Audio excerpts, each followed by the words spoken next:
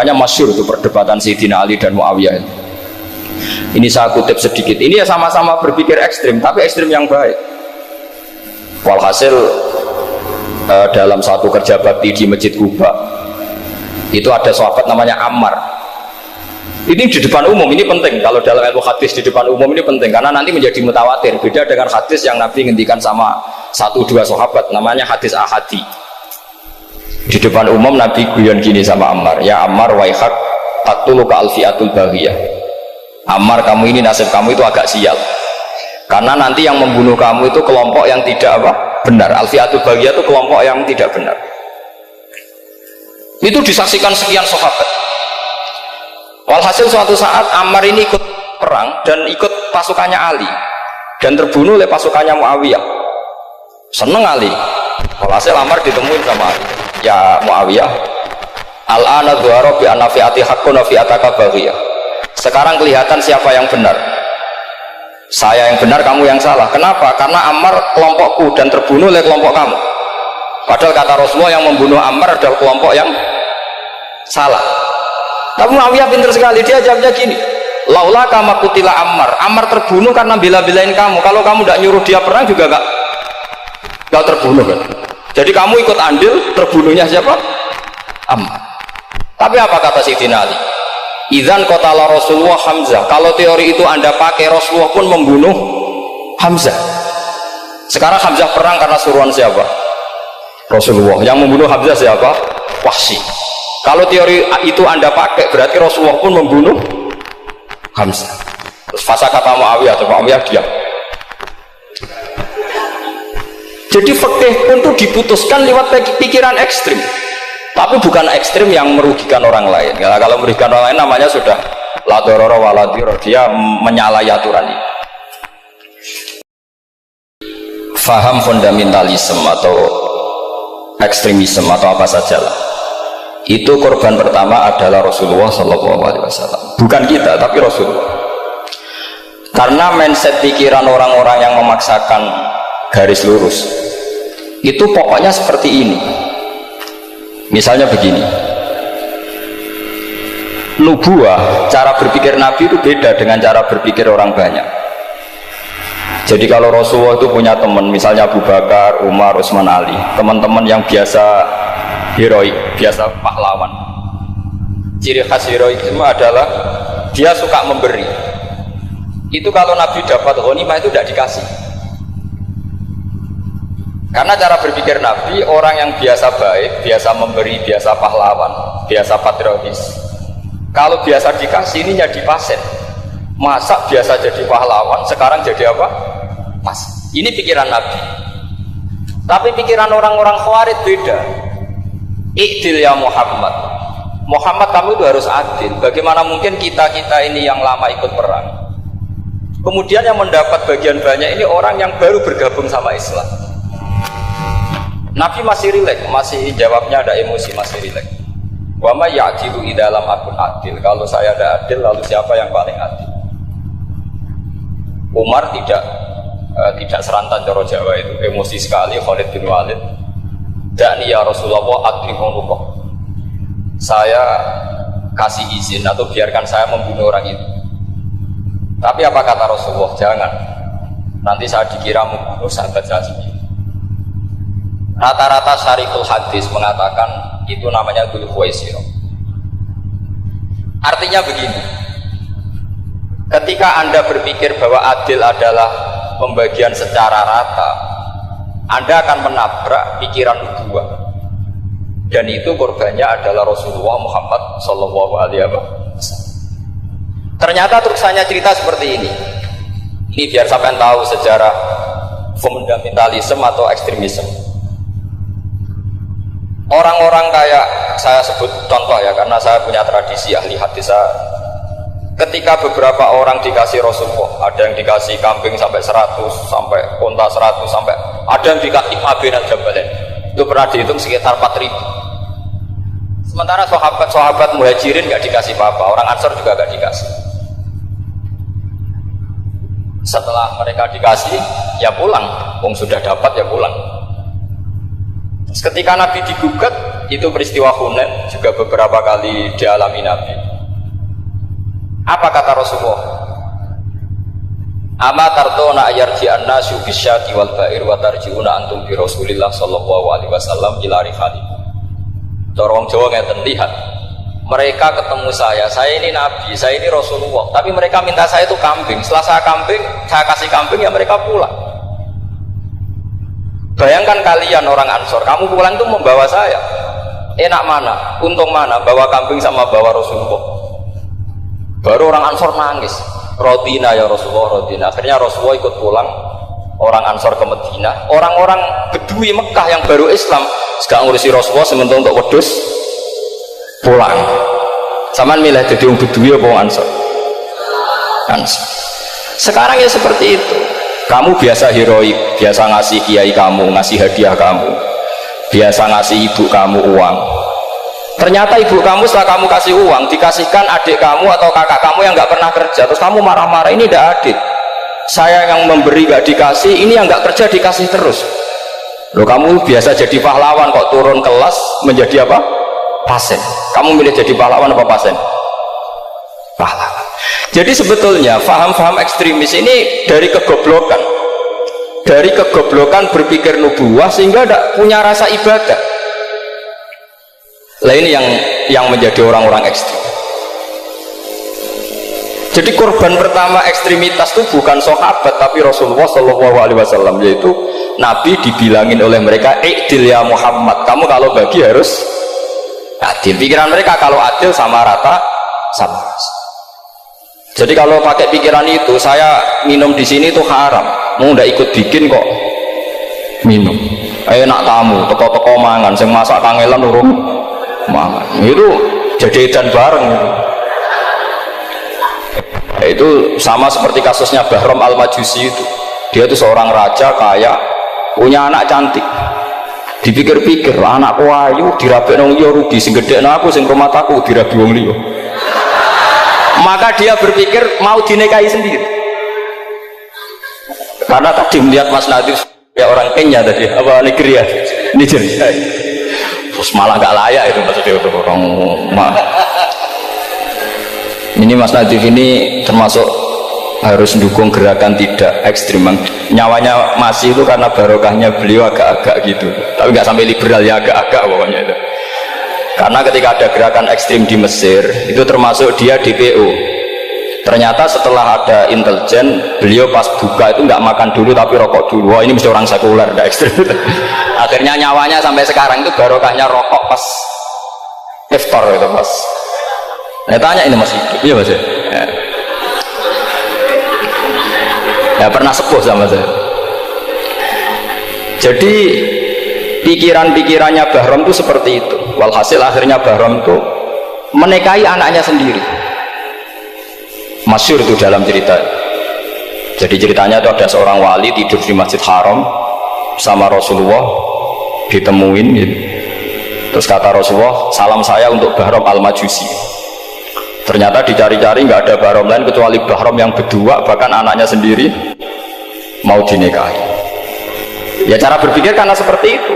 Kalau kita berbuat banyak harus dapat banyak. Itu bahaya. Bahaya sekali karena kalau dalam teori beragama itu al-yadul ulya khairum minal yadis sufla. Kalau biasa ngasih ya ngasih saja, itu heroik. Itu bagus. Jangan biasa ngasih sekarang bermental apa? Pas. Makanya saya itu kalau ngajar di pondok yang dulu pernah saya belajar di situ atau yang pernah sepuh itu, dikasih itu bingung. Karena saya ya masih waras itu. Jadi kalau dikasih itu bingung. Lalu banyak juga guru-guru yang dulu ngaji lama setelah ngajar di pondok alma maternya nuntut, itu saya tidak tahu itu sudah ada agak-agak kayak itu tadi. Walhasil si Bahram tadi itu, ini cerita harus saya teruskan karena nggak boleh diputus. Dapat salam dari Rasulullah, ternyata dibalik nakalnya dia itu pas mau bulan pertama, malam pertama itu ada seorang janda sepuh ke situ, ganggu dia tentu ya. Ketika dikejar pulang lagi sampai 3 kali. Dia tanya, kenapa bu kamu begitu? Katanya, saya ini anak-anak saya kelaparan. Kalau saya pulang anak-anak saya nangis minta makan. Saya ingin minta anda. Tapi setelah saya ingat Anda ini majusi, saya mukmin, saya mukminah, saya pulang. Ya sudah Bu, kamu di rumah saja, nanti saya kirimi makan. Dikirimi sendiri, padahal dia seorang raja, orang kaya. Barokahnya itu dia dikasih tobat sama Allah. Dan paginya ketemu tamu yang mengirimkan salam dari Rasulullah SAW. Akhirnya Bahram ini menjadi muslim.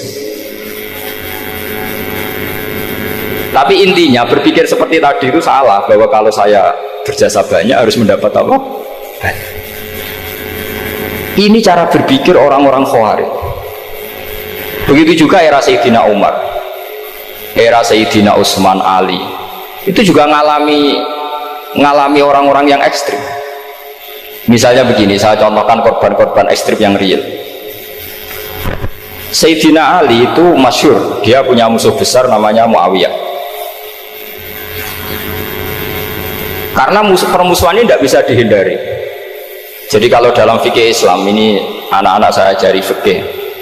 Kalau orang mukmin membunuh orang mukmin itu hukumnya dosa besar apa kecil? Besar. Itu di bab kisos. Tapi orang fikih itu unik. Di fikih itu ada kitab usial namanya. Di takrib ada kitab usial. Dan di situ ada penjelasan mangkutila dunamali fahuwa syahid. Orang yang dibunuh karena membela hartanya atau keluarganya itu dia mati syahid. Kalau dia posisi membunuh, maka malingnya atau penjahatnya muhaddarun damu, nggak punya hak untuk kisos karena dianggap nggak ada artinya darah. Nah sekarang begini, suatu saat ada garong ke rumah Anda ingin membunuh Anda karena ingin mengambil harta Anda. Anda ingin ingat status mukminnya atau status garongnya. Terus kamu mau dibunuh diam aja, saya tidak mau membunuh orang apa? Mukmin atau membunuh orang muslim. Nah, kesulitan yang dialami Sayyidina Ali seperti itu. Orang-orang Khawarij cara berpikir Ali itu geblek. Wong mukmin kok pengen mateni mukmin. Muawiyah yo geblek pisan. Wong mukmin kok pengen mateni orang mukmin. Padahal suasana sudah kacau. Ketika seorang penjahat mau membunuh yang punya rumah dan yang punya rumah ingin membunuh penjahat, itu namanya mukmin bentrok sama orang mukmin. Apa orang benar sahibul hak ingin mempertahankan haknya? Tidak sampai saya tanya.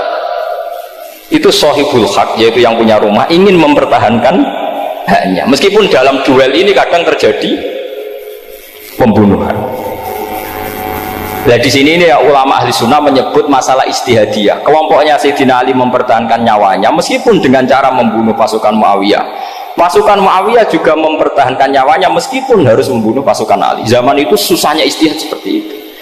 Tapi orang Khawarij cara berpikir enggak, ini biang keladi masalah itu Ali sama Muawiyah. Akhirnya mereka malah rapat, ya sudah dua-duanya bunuh saja. Ya masyhur tuh, akhirnya Sayyidina Ali dibunuh oleh orang Khawarij. Makanya ini penting ya, pentingnya ngaji seperti ini. Jadi kamu harus dilatih berpikir nubuwah.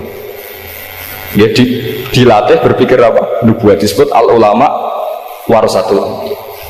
Meskipun dengan cara yang ekstrim, tapi pikirannya saja, jangan perilakunya. Saya punya contoh sekian kasus, sekian tragedi. Misalnya begini, saya itu dulu punya teman, dia soleh, bisa baca Fathul Mu'in. Dia itu janggal, bilang sama saya, Gus, tidak biasanya Rasulullah itu agak-agak nyindir orang fakir. Ini kok ada hadis kadal fakru ayakuna kufur, bahwa kefakiran itu mendekati apa? Kekufuran. Dia itu aneh sekali. Biasanya tidak biasanya Rasulullah ngeritik seperti itu.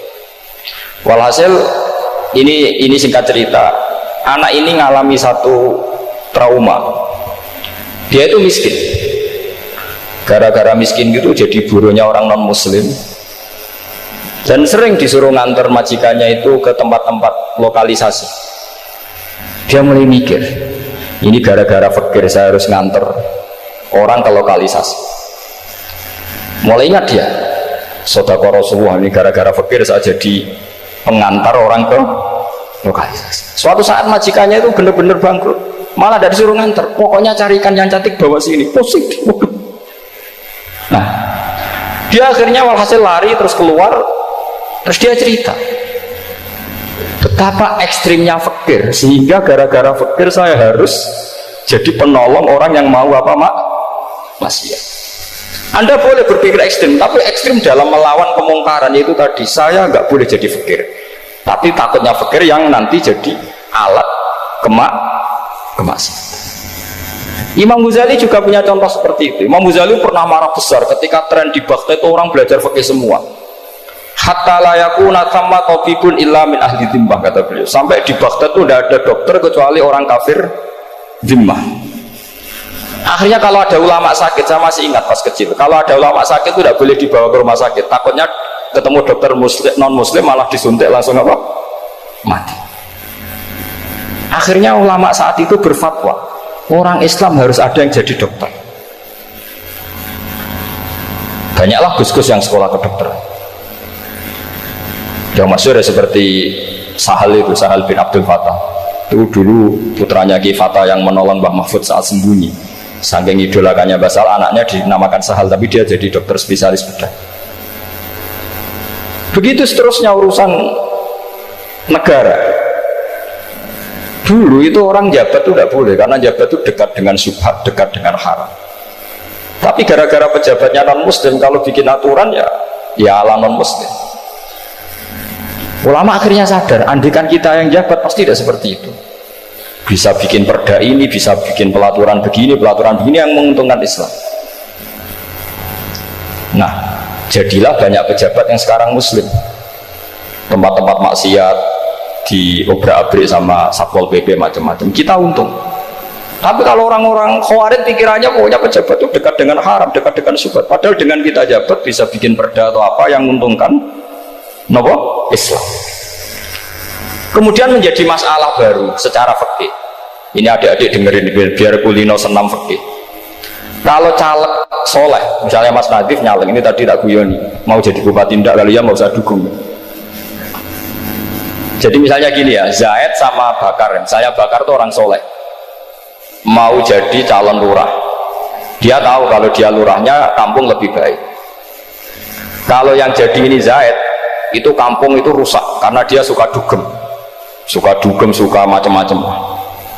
Kemudian Zaid ini pasti jadi karena beli suara, misalnya per kepala itu dibeli 50.000. Bakar ini kalau nggak beli suara kalah, padahal dengan kalahnya Bakar artinya kemenangan kemungkaran. Itu zaman era Fathul Mu'in, muridnya Ibnu Hajar Al-Hitami. Ibnu Hajar muridnya Abu Zakaria Al-Ansori itu fatwa, yang soleh ini wajib beli suara, bukan boleh, wajib beli suara. Nah, tapi ini namanya tidak nyuap, perlu dicatat, ini namanya tidak nyuap. Jadi tidak bisa kamu kaitkan misalnya ar-rosi wal murtasi finnar, yang nyuap maupun yang menerima suap adalah sama-sama di neraka. Tidak bisa seperti itu, karena logikanya dibalik. Sekarang Bakar ini beli suara itu untuk membeli kebenaran, untuk mengawal kebenaran. Zaid beli suara untuk menopang kebatilan. Berarti namanya Bakar ini penyuap atau pembeli kebenaran? Pembeli kebenaran. Harus dibedakan. Nah, ini pentingnya ulama. Memang nyatanya seperti itu. Yang dikatakan nyuap, riswah itu adalah membayar uang li'it qolil haqqi, untuk membatalkan kebenaran atau membenarkan kebatilan, itu namanya nyuap. Tapi kalau mengeluarkan uang untuk menghakkan barang hak dan membatalkan barang batil, itu namanya uang perjuangan. Nah, ini pentingnya mikir. Jadi ulama itu mulai dulu sudah berani. Nah, sekarang sudah banyak orang-orang khusyuk yang biasa di masjid khusyuk. Kalau ditanya zaman akhir rusak kabeh, wong soleh-soleh wis nyuap. Kalau orang soleh ini tidak nyuap ya tidak jadi. Kalau nggak jadi mereka nggak ada yang jadi DPR, nggak ada partai Islam, habis malah Indonesia. Saya itu punya kenalan banyak pakar-pakar di Jakarta, itu cerita saya, Pak Baha. Indonesia itu solusinya gampang. Kita ini punya Bali, punya Batam. Itu kalau Bali dimakaukan, Batam dikayakan Hollywood. Amerika kaya itu bukan karena hebat, pornografi dijual, tinju di Nevada itu dijual, di Las Vegas dijual, apa saja dijual. Kalau tidak kaya itu gimana? Sementara Indonesia mau aur-auran gitu, sungkan partai Islam. Sebenarnya Indonesia gampang, kalau ingin kaya Bali itu dikayakan Hollywood atau dikalahkan Makau jadi kota judi, Batam dijadikan kayak Las Vegas. Itu transaksinya pasti triliunan. Orang gamane wong muda dijual, judi dijual, orang tinju dijual. Tapi gara-gara ada partai Islam, nyari rumus solusi ekonomi itu ya enggak seperti itu. Akhirnya kangelan. Ya akhirnya rapati suka. Tapi barokah, tetap barokah partai apa? Yang menangnya caleg-calegnya rata-rata ya beli. Kalau udah beli habis. Saya bukan menghalalkan nyuap, enggak. Kalau nyuap tetap haram ila yaumil qiyamah. Tapi kalau suratul masalah seperti ini kamu mengatakan suap, itu beda. Ini suratul masalah yang tidak ada kaitannya dengan suap. Asal lawannya batil ya. Kecuali lawannya sama-sama hak. Dua calon di kampung itu soleh sama soleh. Ini yang soleh bayar nggak boleh, karena siapapun yang jadi soleh itu nggak boleh. Makanya kalau cari musuh yang dolim biar halal ya. Iya, saya pernah ditanya seorang dosen, Gus, saya ini kalau baca sejarah perang Badar atau perang Uhud, yang saya tidak nerima itu satu, kenapa setiap ghanimah harta orang kafir dan istrinya orang kafir kok disita orang Islam, dan yang perempuan jadi amat kemudian juga digauli orang Islam, yang hartanya orang kafir juga jadi asetnya orang Islam, kok kayak garong. Dia tanya seperti itu sama saya. Terus saya jawab,